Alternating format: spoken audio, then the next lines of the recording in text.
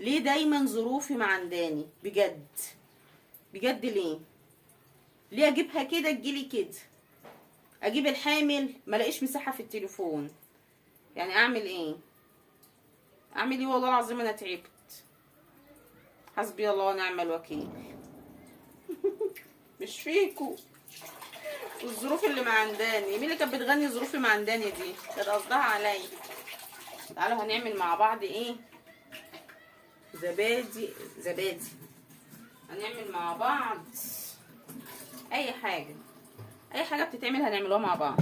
حاساها كبيره، حاسه الصينيه دي كبيره على الفراخ. هنعمل بقى مع بعض النهارده فراخ بالزبادي. كنت عملتها امبارح في عزومه ماما واخويا، فعجبت ولادي قالوا لي اعمليها، وقلت حاجه سريعه وخفيفه. بصوا هنا جبت 4 بصلات كبار او تقريبا 5 وسط كده، علشان هزود كميه البشاميل اللي عندي، علشان هعمل صينيه مكرونه ببشاميل. لان اللي ما بقاش محشي من امبارح يعني غير صبعين كده مش هيكفي، ونص برام رز. بصوا هنا غيرت الصينيه، كانت كبيره فعلا على ال5 وراك، هما 5 ايه وسط كده مش كبار.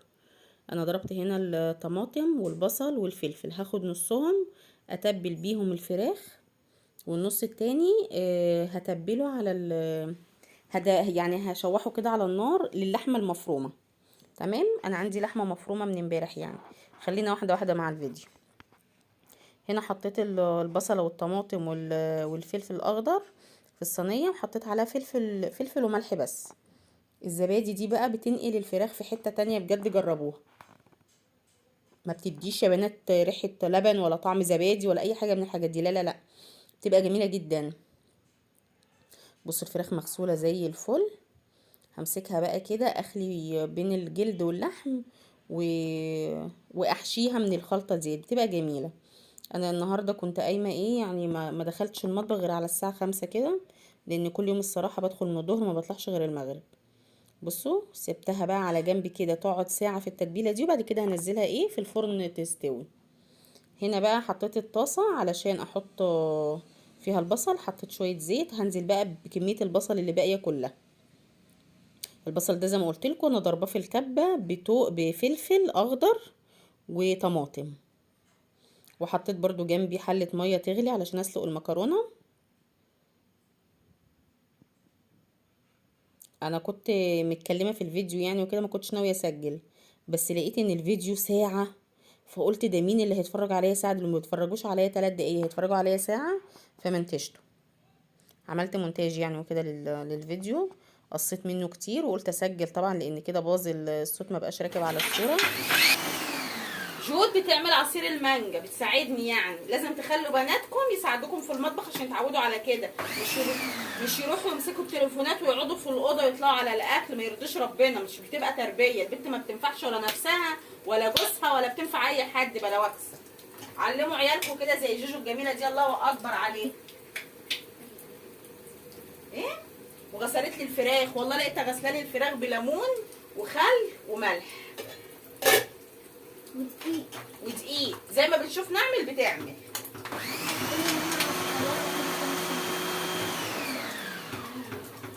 عيد ميلادها الشهر الجاي، هتكمل 9 سنين. 9 سنين في وش العدو، الله اكبر. انا رايحه اصلي العصر وراجعه اكمل اكل. صليت العصر ورجعت الحمد لله. لقيتها عامله بقى العصير. شطوره حبيبه ماما، ربنا يحميها يا رب. هنا بقى كانت الميه خلاص غلت بتاعه المكرونه، هسقط فيها. بصي قلت لها هاتيلي كيس مكرونه يا جوجو. علموا بناتكم يا حبايبي دايما يقفوا معاكم في المطبخ، يناولوكوا معلقه، يناولوكوا طبق، يناولوكوا حاجه، المهم بعيد عن النار. تمام، ربنا يحميهم يا رب. سقطت بقى كيلو المكرونه، حاطه له ملح، هديله تقليبه بس كده عشان ايه ما تمسكش في بعضها. المكرونة بتاعت البشاميل ما بتستويش 100%، لازم تسيبيها فيها ايه تكة كده، اللي هي لسه هتقعد. بصوا العصاج عسل ما شاء الله. تسيبوها فيها تكة كده لانها تستوي مع البشاميل واللحمة والحاجات دي في الفرن وتاخد وش، فهتستوي من الحرارة عشان ما تبقاش مهرية بس، فاهميني؟ طلعت بره اعمل حاجه، لقيتها غسلت بقى الكبه مكان ما عملت عصير مانجا. شطوره حبيبه ماما، ربنا يحميها يا رب، ويخلي لكم بناتكم يا حبايبي، ويخلي لكم ولادكم.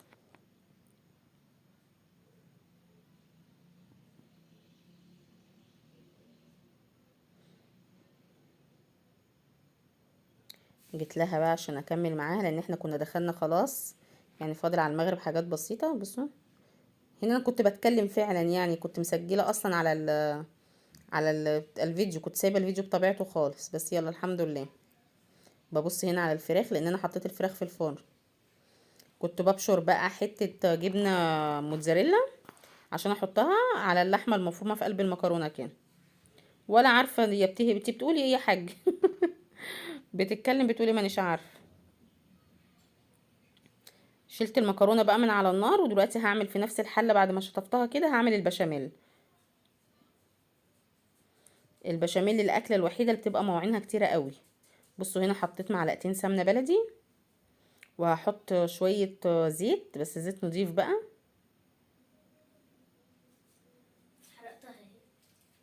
هحط شويه زيت. تمام. وهنا هنزل بقى بالدقيق علشان اعمل البشاميل. انا بحب البشاميل بتاع المكرونه يكون كتير كده وجوسي كده.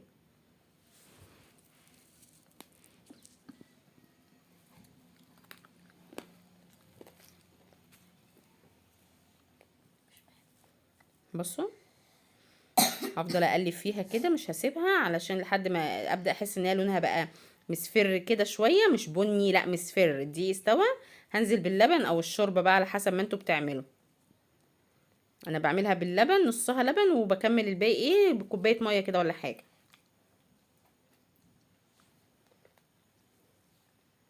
وبالمضرب بقى، وبضرب بسرعه بسرعه قبل ما تسخن وتكلكع مني.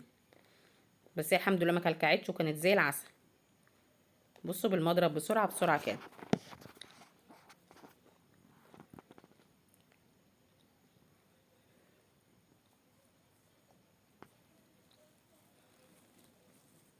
هزودها بتاع ده مرقه دجاج، بيخلي طعمها حلو يعني، بيزيد نكهة كده، طعمها حلو في بيخلي البشاميل طعم، فاهمين؟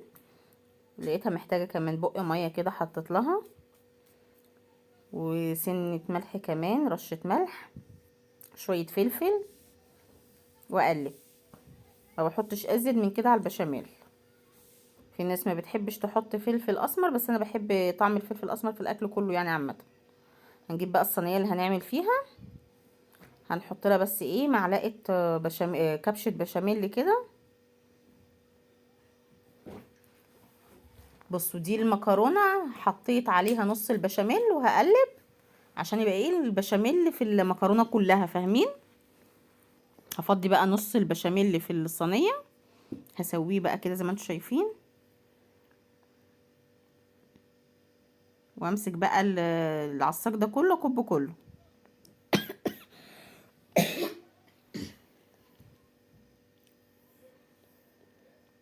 هفرده بقى في الصينية كده عشان الصينية يبقى كلها مفيش حتة فيها وحتة ما فيهاش.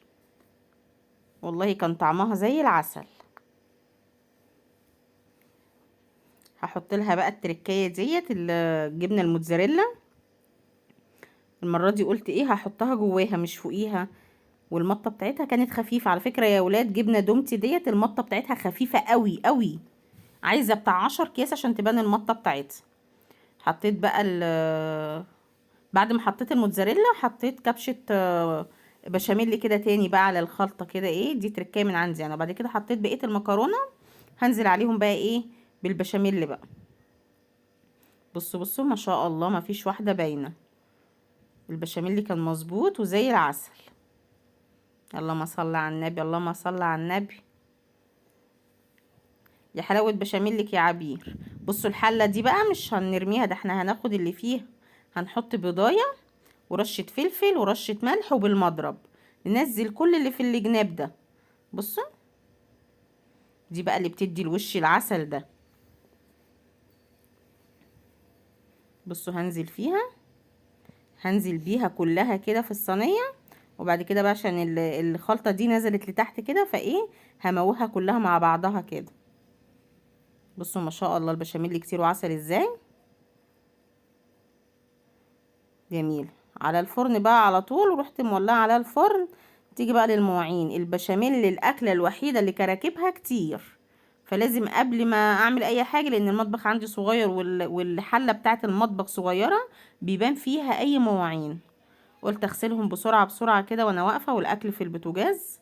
كان بيا على المغرب بتاع نص ساعه كده او تلت ساعه. بصوا بالميه السخنه، مشغله الميه السخنه عشان تنزل معايا. انا مش بهدر في الميه ولا حاجه، بس انا عايزه الميه السخنه دي تنزل على المواعين علشان خاطر تنزل معايا اي حاجه، يعني لان انا مستعجله. ده انا هنكت يا ولاد، انا كل يوم بهنك في الفيديوهات. ده كان تجهيز فطار النهارده. فطرنا مكرونه بشاميل، وفطرنا فراخ مشويه في الفرن بالزبادي. انتوا بقى فطرتوا ايه النهارده؟ قوليلي في التعليقات.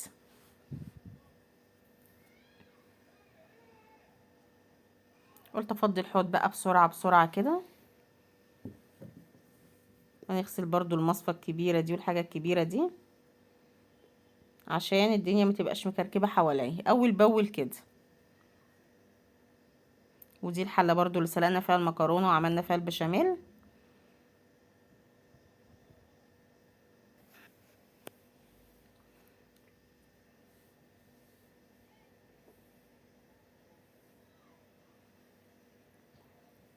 بس كده لميت كل المواعين وخليت الدنيا زي الفل. مفيش مواعين كده بقى غير ايه اللي بتاعه الفطار ان شاء الله اللي هنفطروا منها.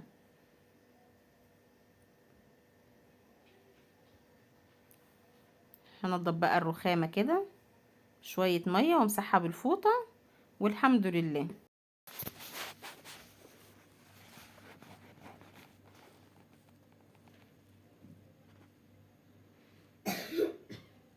خلاص كده خلصت المواعين. نشوف بقى الاكل علشان خلاص المغرب تقريبا كده هيأذن يا ولاد. هو فعلا المغرب كان هنا خلاص. بصوا الفراخ زي العسل. راح اوديها، المغرب كان أذن. صوما مقبولا وافطارا شهي. شربت العصير. الواحد ما بيصدق انه يشرب، المغرب يأذن عشان يشرب، بس بقول عصير ده وخلاص كده.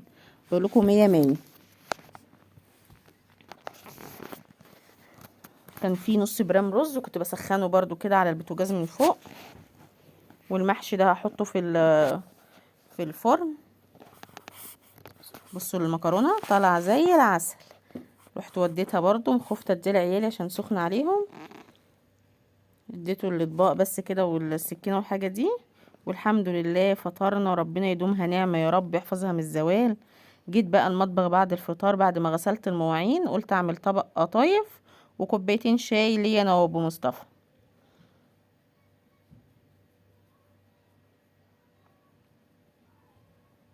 ادي القطايف العصافير الجميله دي، ماما كانت حشيها من امبارح.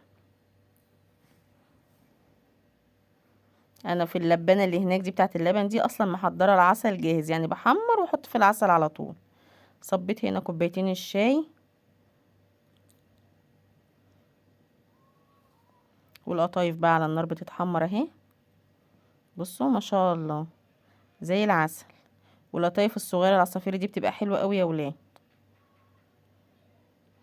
بصوا هطلع واحط على طول في العسل ده.